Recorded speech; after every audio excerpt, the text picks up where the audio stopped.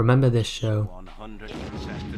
Well, the star of Takeshi Kitano has gone on to be one of the most important filmmakers to come out of Japan. Takeshi Kitano, or as he's often known, Beat Takeshi, started as a manzai act in the 70s, a form of double-act comedy that is a long-standing tradition in Japan, and he quickly rose to the top of the scene. But in 1989 he would transition to film, creating arguably one of the most important films of the late 20th century. Hi, my name is Rob and welcome to my channel where we explore the wonders of East Asian cinema. Today, Violent Cop.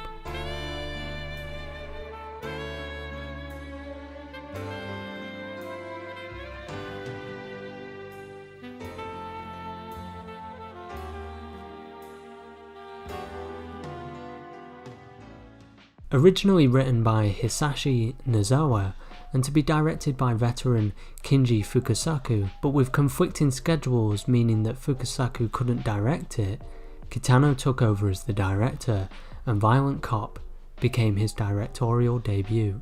Kitano saw this as an opportunity to break away from his comedic persona, and as the shoot progressed, the script was rewritten to the point of it no longer resembling the original screenplay at all.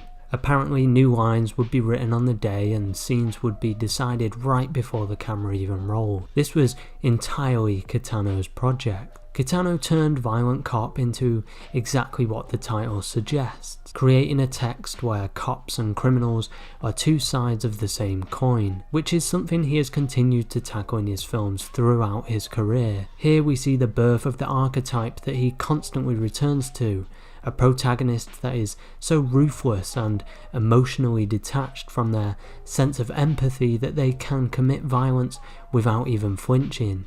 And this character design can be either a cop or a Yakuza boss for Kitano, as he seems to be constantly suggesting that they are fundamentally the same, both use violence, aggression, power and dominance to solve problems and control people. But here he plays a cop that unravels a path of destruction when corruption begins intruding on his personal life. Violent Cop shows a lot of the markings of what would become his trademark, and it's important to note that Kitano had a tough time with the crew on this shoot. A lot of the crew disagreed with how he wanted to shoot things, stating it wasn't the correct way to do it. These veterans of film and television had become accustomed to a normal way of framing, blocking and overall constructions for scenes, but Kitano was clearly trying to break away from that mould, and Violent Cop does just that. I've stated in a video before about the importance of Tetsuo the Iron Man, which was also released in 1989. At this point I think my YouTube channel only exists to mention Tetsuo the Iron Man at any point where it's relevant. He's the best. Love it. I've stated how it was important for its revitalisation of Western interest in Japanese cinema, but arguably Violent Cop is also just as important, making 1989 a very important year for Japanese cinema overall. You see, when the 90s new wave comes around and the V cinema boom happens, you really have two schools of style, in my opinion anyway. You have the more avant-garde, which seems to stem from the Tetsuo school of thought, and then you have a slew of hyper-violent, stylish crime films, and these really blossom off of Kitano, who re-energizes the genre. Yakuza films become cool again, and Kitano breathes new life into the genre. With all the multitude of crime films that seem to flood the market in the entire East Asian industry, as even Hong Kong gravitated towards crime films at this time, Kitano's work doesn't fall into the same category. For example, Takashi Miike also appears at this time, making a lot of Yakuza and crime films, working his way through the V cinema industry and starting his theatrical career with the Shinjuku Triad Society, part of his Black Society trilogy of Yakuza films. And I don't think Miike would exist without Kitano. I genuinely feel there is a thematic kinship in their crime films, but ultimately, Kitano has an atmosphere in his movies that just sets him apart from everybody else. And it's there from the start in Violent Cop. Kitano lets the camera play out over long takes. He lets silence engulf his scenes. He shows violence but focuses on the character's reaction to it. Overall, he focuses on characters a lot and their reactions to things, and it manages to let him focus on extremely psychotic characters but paint them in a human way, avoiding the spectacle of craziness. For example, in the opening of Violent Cop, we witness youths beat up a homeless person.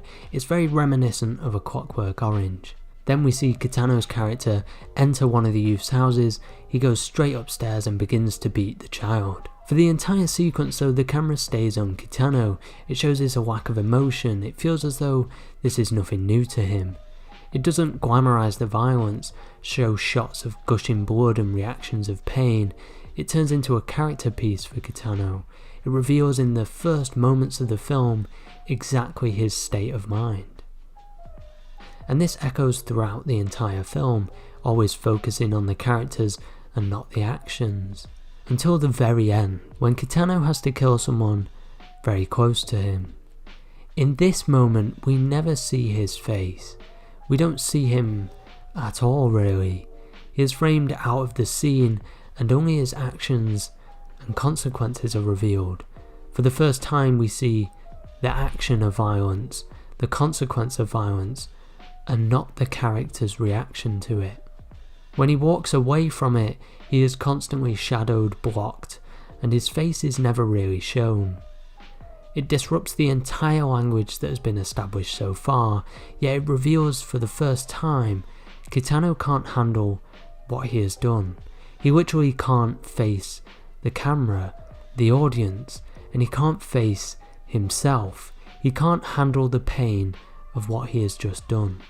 And it is this style that sets Kitano's work apart from the over-stylized gangster films of the coming 90s. Even in America, films like Reservoir Dogs are about making violence cool and making gangsters likeable. Kitano doesn't want likeable characters though, but he wants to find some heart in the most dislikable people. He puts his characters through hell to reveal a moment of emotion in them, a moment you can connect to. Kitano now states that he can't watch Violent Cop. He thinks it's too amateurish and it embarrasses him, but I urge anyone to watch it. I think it fills the gap between the old style of gangster films and the new style that we now have. You wouldn't have a lot of the modern Yakuza films without Kitano, but he doesn't dismiss the classical era. He seems to perfectly balance the two. I believe it is easily one of the most important crime films of the modern era on a global cinematic scale, and it's the start of one of the most exciting bodies of work to come from Japan and one of its most important directors. And with Tetsuo the Iron Man, it makes 1989 a very, very important year for Japanese cinema. He's the best. Love it.